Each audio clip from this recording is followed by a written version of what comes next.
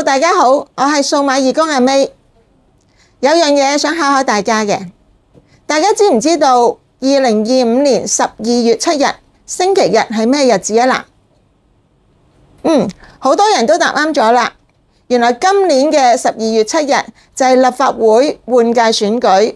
各位老友記，到時記得用你自己手上嘅一票選出你心目中有能力、有擔當嘅立法會議員啦。以下有啲有用嘅資訊想提提大家嘅。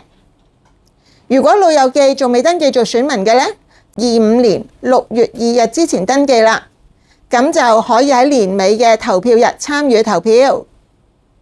老友記如果搬咗屋嘅話，就記得喺6月2號之前通知選舉事務處改返個正確嘅地址喎。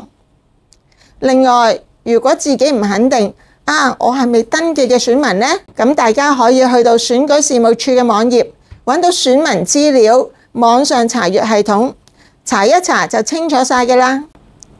至於點樣登記做選民呢？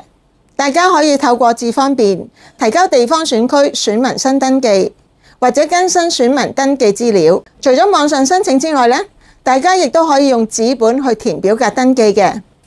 選民登記同埋更新登記資料嘅指定表格，大家可以去到選民登記網站下載啦，又或者去各區嘅民政事務處、公共屋邨辦事處同埋選舉事務處索取。咁填妥嘅表格可以交去邊度啊？可以郵寄去九龍觀塘道388號創紀之城1期渣打銀行中心29樓嘅選舉事務處。亦都可以傳真去28911180，電郵或者上載去選舉事務處電子表格上載平台都可以㗎。